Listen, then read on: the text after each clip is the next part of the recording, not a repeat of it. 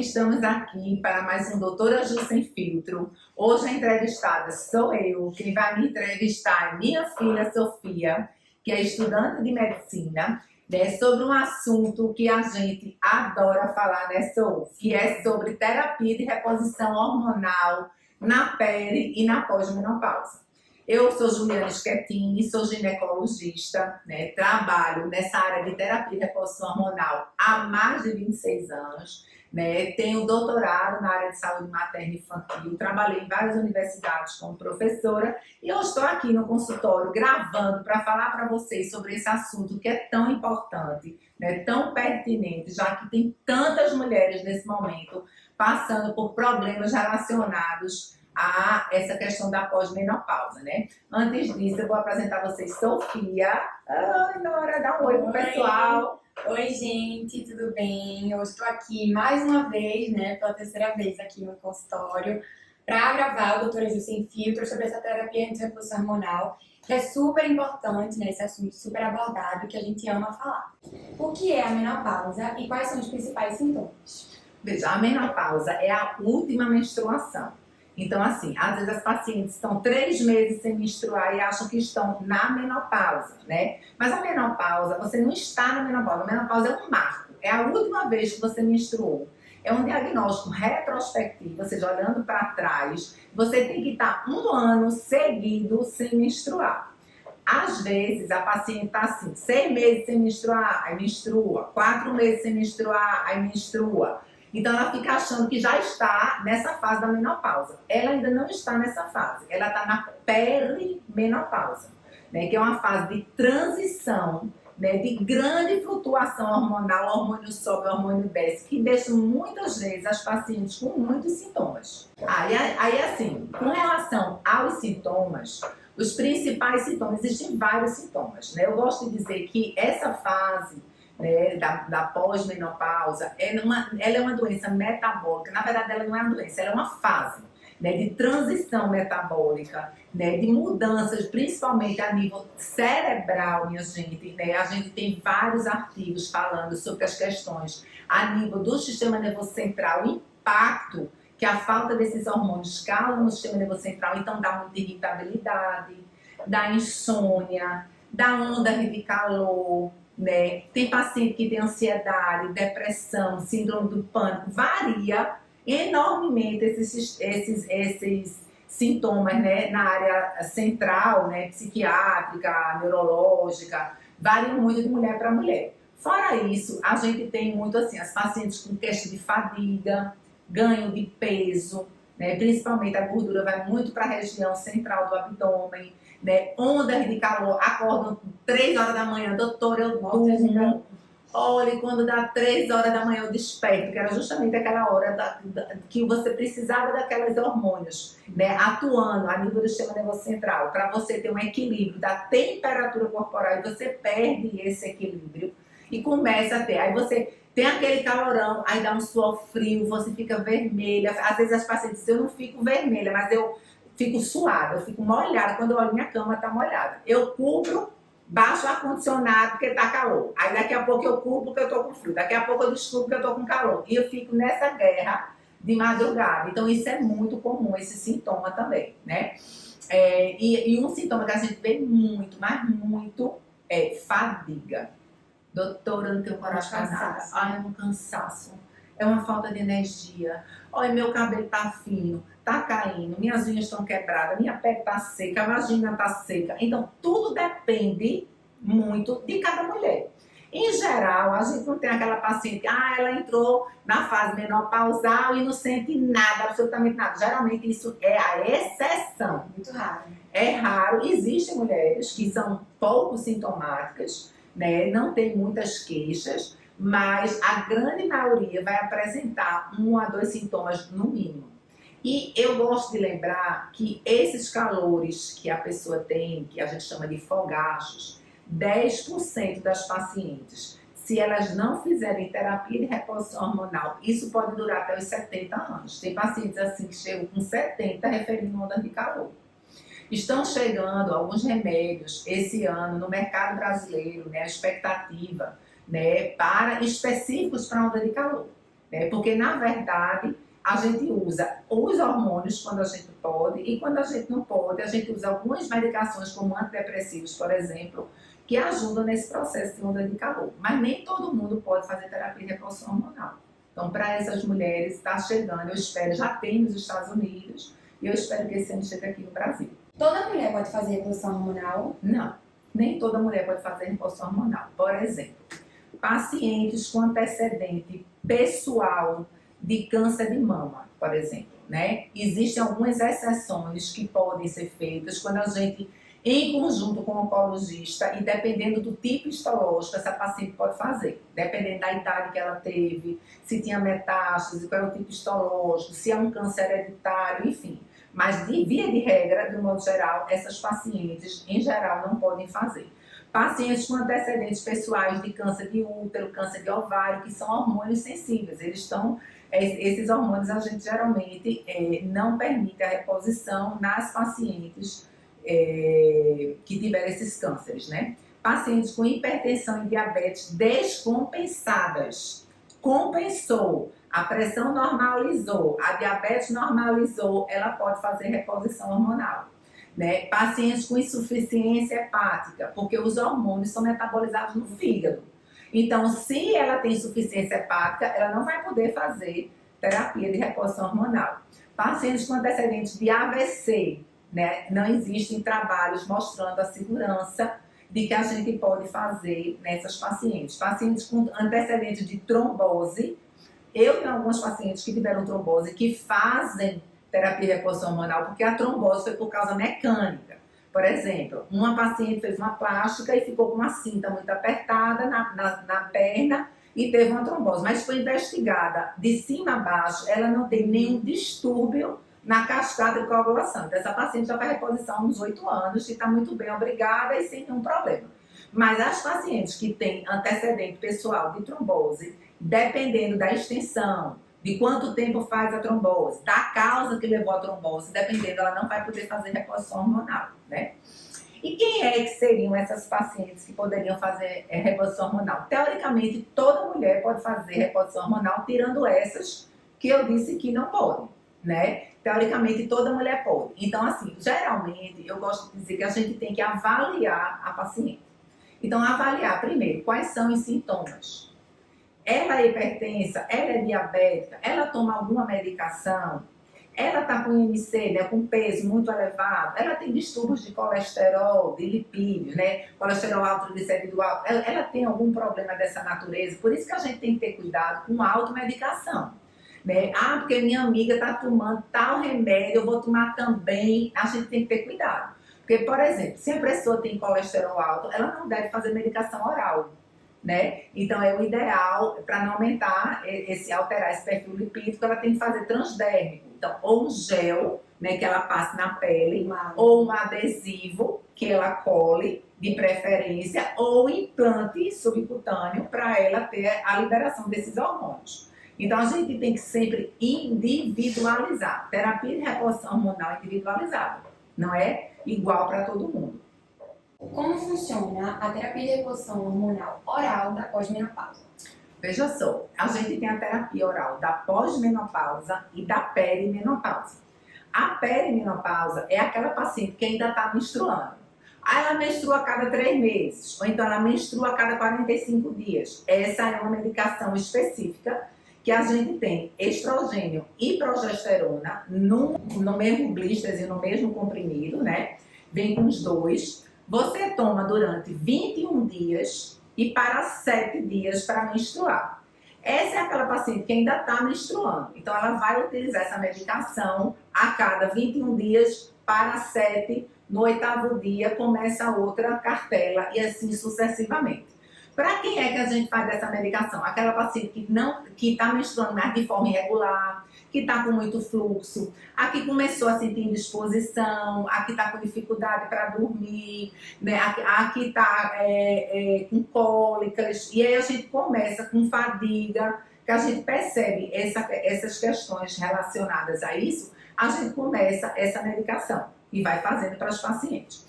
E existe a medicação oral, que é uma outra opção, que a gente tem os comprimidinhos, certo? São 28, são todos iguais para aquela paciente que já está na pós-menopausa, ou seja, já tem mais de um ano que ela não toma. Então, o oral, eles vêm assim, embaladinhos, certo? Os comprimidos. E você todo dia toma um. O ideal é você tomar no mesmo horário, para você manter um padrão, né, adequado de absorção, né, de horário. Geralmente eu mando tomar de dia, para as pacientes passarem o dia melhor. Né? Se ela tem muita dificuldade, às vezes, para tomar de dia, acorda cedo, vai malhar, não sei o que eu digo, toma de noite antes de dormir. Mas a gente não pode ficar tomando horários diversos, não, porque senão você vai terminar sangrando. Tem que ter um horário certo, né? A gente tem alguns tipos de estrogênios nessas moléculas. Então, a gente tem etinilestradiol, 17-beta-estradiol, valerato de estradiol, nas doses, geralmente, de 0,5, 1 e 2 miligramas. Então, essa dosagem, se a gente vai, qual a dosagem que a gente vai dar para a paciente, depende muito dos sintomas, né, e das queixas dessa paciente. E a gente tem também algumas progesteronas que vêm associadas nesses comprimidos, né? Então a gente tem dihidrogesterona, a gente tem outros comprimidos de acetato de medroxiprogesterona, a gente tem drospirenona, a gente tem a progesterona natural micronizada. Enfim, a gente tem várias opções aí de progesteronas que são utilizadas na terapia de reposição hormonal. Às vezes, a gente escolhe a reposição principalmente pela progesterona. Por quê? Porque a progesterona, algumas têm ação em receptores diuréticos. Então, aquela paciente que retém mais líquido, eu uso uma progesterona que é diurética.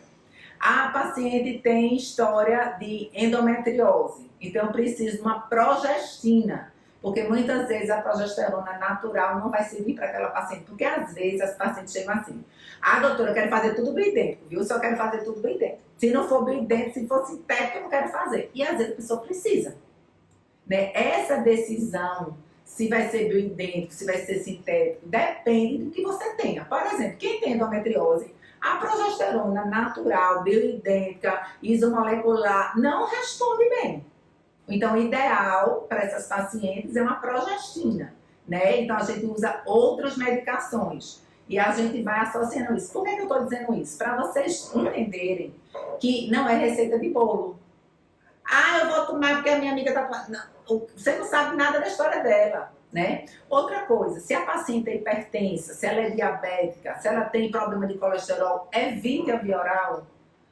Evite, porque o risco, por exemplo, cardiovascular com a via oral é maior, o risco de trombose é um pouquinho maior, a de alteração de colesterol é um pouquinho maior. Então, se a paciente já é obesa, já é hipertensa, esse risco vai aumentar ainda mais. Paciente hipertensa, paciente diabética, sempre preferir obesa, sempre preferir transdérmicos. Os transdérmicos, a gente tem várias opções. A gente tem os géis, certo? Que a gente pode tirar, bota na pele um pump. No começo a gente aperta para poder encher.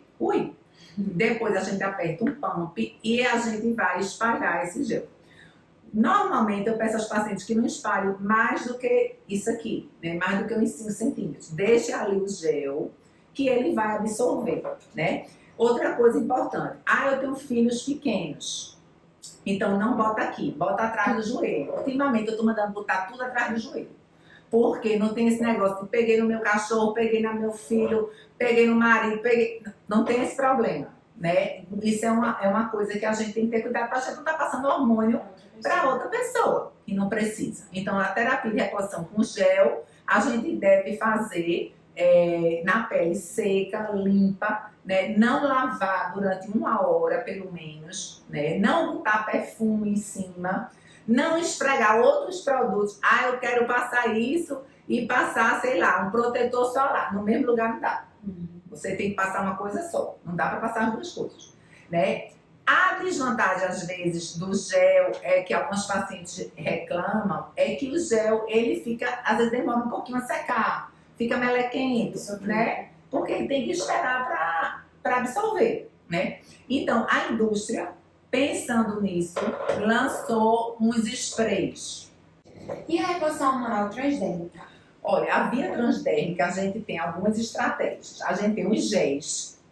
A gente tem o spray, minha gente, isso aqui não é o que vocês estão pensando, viu? Isso aqui é terapia de reposição hormonal. Ó, eu vou explicar bem direitinho a vocês o que é isso aqui. E a gente tem os adesivos, né, que são esses aqui que a gente cola na pele. E a gente tem os implantes subcutâneos. Então, todos esses são vias de terapia transdérmicas e subcutâneas. Então, a gente tem o quê? O gel, existe uma equivalência mais ou menos. Então, um pump desse gel equivale a um pump mais ou menos aproximado desse spray, né? Então, normalmente, o que é que a gente faz? A gente pega, isso aqui é um spray alcoólico, é diferente desse aqui, que é um gel, uma forma líquida. Esse spray a gente bota na pele, aperta na pele seca, certo? E ele seca em 1 minuto. Então, ele seca mais rápido do que o gel, né? Então, o spray, ele seca mais rápido do que o gel. Isso é uma opção. Ah, doutora, eu não quero nada que eu esteja tendo que botar, porque eu me esqueço. Tem a opção de você fazer, em vez do spray, tem a opção de você usar um adesivo 2 vezes por semana, ou botar um implante hormonal, que a gente tem esses aqui de 6 meses, e a gente tem um outro discilástico de 1 ano. Então, tem essas opções para quem não quer estar passando nada na pele. O transdérmico, então, por exemplo, esses adesivos a gente não pode estar pegando, tá? Então, a gente tira o plásticozinho, cola, geralmente eu mando colar na nádega, certo? Você cola uma semana, vamos supor, na terça você cola na esquerda. Na sexta, quando você for arrancar o adesivo de um lado, você coloca no outro, na outra nádega. E você fica trocando, digamos, terça e sexta, então segunda e quinta. Você fica trocando esses adesivos. Às vezes as pacientes reclamam porque a colinha fica. Tem gente que faz dermatite pela cola, né? Ela fica vermelha, fica coçando. Tem gente que se adapta super bem e fica bem com os adesivos. Para quem não quer adesivo e não quer estar no mela do gel, a gente tem a opção desse spray, certo? Geralmente a gente passa 1, 2 ou 3 borrifadas, né, na pele limpa em locais diferentes, certo? Para a gente fazer a reposição hormonal. Depende muito do sintoma, da intensidade dos sintomas da paciente.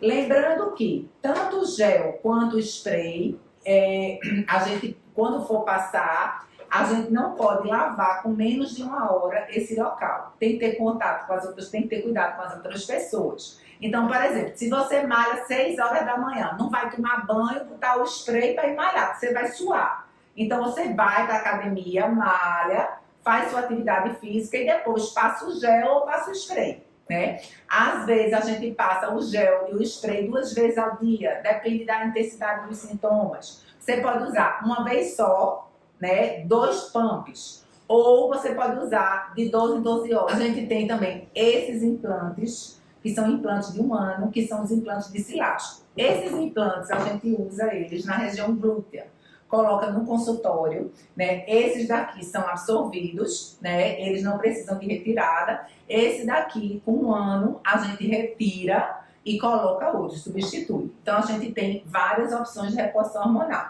Então, não vai fazer comprimido, vai fazer transdérmico subcutâneo, a gente tem essas opções de terapia de reposição hormonal. Quem não tem útero, faz a mesma reposição hormonal de quem tem útero? Veja, normalmente a pessoa que tem útero, a gente tem a preocupação de prevenção de câncer de endométrio com reposição hormonal. Então, ela tem que fazer estrogênio e tem que fazer a progesterona ou uma progestina para proteger esse útero. Uma outra opção para não fazer a progesterona ou a progestina, né, que são substâncias diferentes na reposição hormonal, é botar um DIU de Mirena, né? Também existe a possibilidade de você botar o DIU Mirena, principalmente naquelas pacientes que sangram muito, né? Ou que tem adenomiose ou miomatose uterina. Você pode botar o Mirena e fazer o resto da reposição ou via oral ou transdérmica, né? Gel, adesivo, implante, enfim, o que você chegar na conclusão com a sua paciente. Existe uma discussão muito grande da questão de não fazer progesterona para as pacientes que não têm útero, porque ela teoricamente não vai ter câncer de útero porque ela não tem. Então, existem trabalhos que mostram o benefício de fazer a progesterona para essas mulheres, principalmente à noite, porque ela tem um efeito mais relaxante, miorrelaxante, né? Tem uma ação também importante a nível do sistema nervoso central, porém, às vezes a gente tem que pesar na balança, porque os estudos em que algumas mulheres tiveram câncer de mama com reposição hormonal, ele foi mais frequente nas pacientes que tinham progesterona associada. Então, a gente tem que ver o risco-benefício e ver se vale a pena fazer ou não essa progesterona. Em geral, eu não faço. Né? Em geral, as pacientes ficam bem com estradiol, né? Não tem útero, elas ficam bem com estradiol, ficam bem com testosterona. Em geral, eu não faço. Agora, se ela tiver outras queixas, como, por exemplo, dificuldade de sono, de relaxar para dormir, aí a gente às vezes entra com a progesterona nesses casos. E existe uma situação, que é o caso da paciente que tirou o útero porque ela tinha endometriose. Aí essas pacientes, eu faço a progesterona ou a progestina para elas sempre. Porque pode ter algum foquinho no intestino e ele voltar com o estradiol a dar problema, entendeu? Ele proliferar e ela começar a ter dor no pé da barriga, porque ela tem foco de endometriose no intestino, por exemplo, entendeu? Sempre deve-se usar a progesterona micronizada? Veja, a progesterona micronizada, ela é a primeira opção em termos de progesterona, porque ela é, digamos, parecida com a progesterona que a gente produz no nosso ovário quando a gente está naquela fase da menstruação. Porém, tem situações que a paciente ela não responde a essa progesterona, ela fica sangrando. Você faz a reposição e ela continua sangrando. Por exemplo, casos de adenomiose, casos de miomas pequenos, algumas pacientes refratárias a essa progesterona, entendeu? Paciente às vezes está fazendo muita retenção hídrica, né? Muita retenção de líquidos, ela está com muito edema e a gente troca. Então, a gente usa sempre que possível, a primeira opção é a progesterona natural micronizada. As doses variam de 100 a 300 miligramas. A gente vai dosando de acordo com a necessidade, né? Aumentando de acordo com a necessidade. Mas, quando não, a gente usa outras moléculas. Quem tem endometriose e adenomiose pode fazer terapia de reposição hormonal? Pode sim. Né? Isso é um grande desafio, às vezes, para o ginecologista, porque às vezes os pacientes começam a sangrar. Né? Então, a gente muitas vezes bota um DIU, às vezes faz ablação de endométrio, às vezes a gente associa na terapia de reposição hormonal a gestrinona, que é uma molécula excelente para quem tem endometriose e adenomiose, e a gente pode fazer ela geralmente em implantes hormonais ou então em gel vaginal, que a gente também usa. Né? A gente pode fazer tanto o estradiol, quanto a progesterona, quanto a testosterona nessas pacientes. Agora, a gente às vezes vai ter um manejo mais difícil nessas mulheres.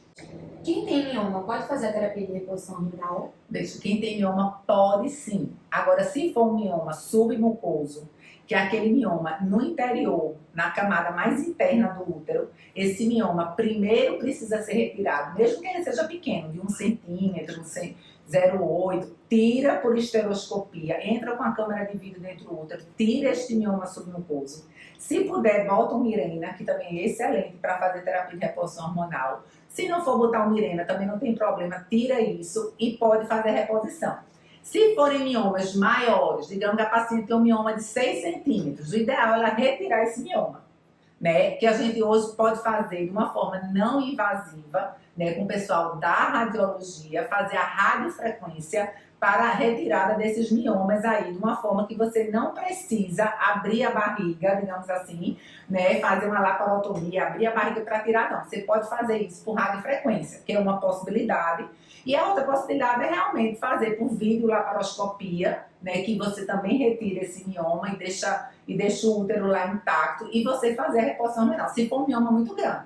E às vezes é um útero tão miomatoso, tão grande, sangrante, você não consegue fazer a paciente parar de sangrar, que às vezes a paciente vai para a esterectomia, tira este útero e só depois a gente inicia, geralmente depois de 30 dias, a gente inicia a reposição hormonal.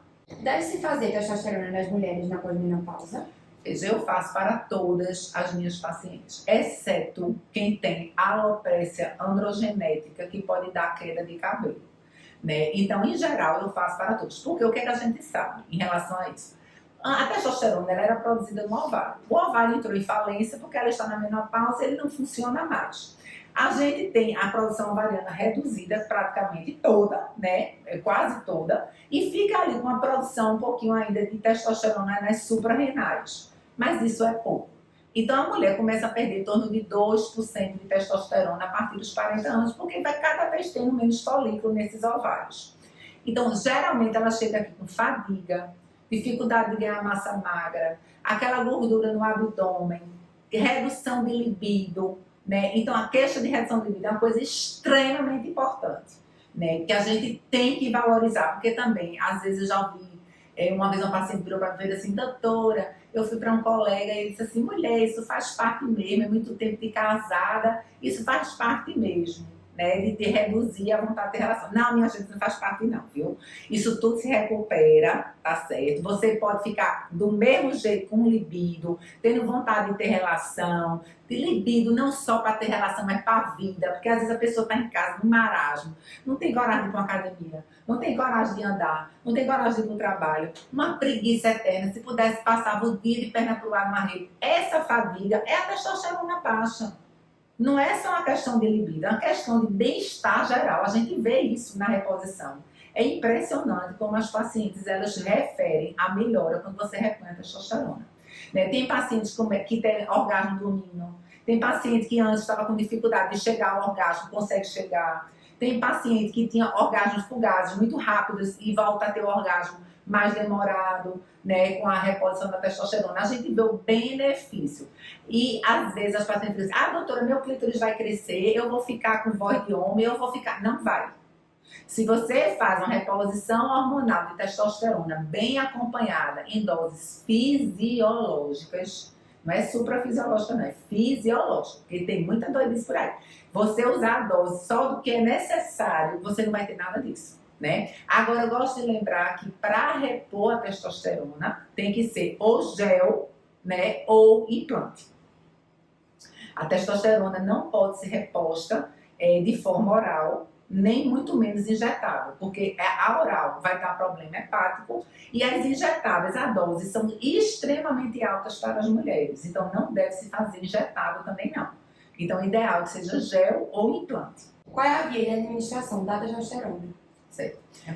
Eu queria lembrar uma coisa com relação à testosterona, que a gente geralmente manda passar a testosterona quando é gel atrás do joelho, para evitar contato, por exemplo, com a criança, né? E não lavar essa região. Geralmente eu digo 4 horas. Fique 4 horas sem você lavar essa região, mas o mínimo é 1 hora, para poder você ter essa absorção, né? Então, não esfregar demais. De preferência atrás do joelho também, porque é uma área sem pelos. Então, não vai. Se eu passar aqui no meu braço que tem pelinho, vai crescer pelinho aqui.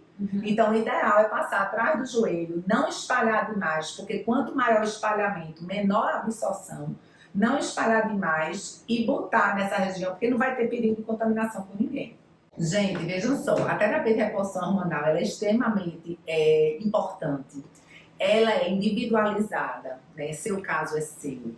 Ela lhe dá um bem-estar, uma qualidade de vida muito grande, né? Ela reduz mortalidade por doença cardiovascular, reduz câncer de intestino, melhora de osteoporose, melhora os sintomas de calor, enfim, uma série de benefícios ela pode trazer para você. Então, a minha sugestão, né, para vocês é que vocês conversem com os profissionais, né, os ginecologistas e endocrinologistas que acompanham vocês sobre a terapia de reposição hormonal e vejam qual seria o mais indicado para cada caso, mais indicado para vocês, tá bom? Não usem a medicação que a amiga está usando, use a medicação que o médico, após uma avaliação, passar para vocês, tá bom? Fica aí a dica dessa informação. Se você gostou desse vídeo, compartilhe com outras pessoas, faça seguir a gente aqui no Instagram, deixa aí o seu like e a gente se encontra no próximo podcast. Sophie, sua mensagem final. Então, estou muito feliz de estar aqui novamente, né, pela 3ª vez, falando sobre esse assunto tão importante ao lado dessa médica e mãe maravilhosa. E é isso, compartilhem muito, sigam o Instagram, sigam o YouTube e eu estou muito feliz de estar aqui novamente. Pronto.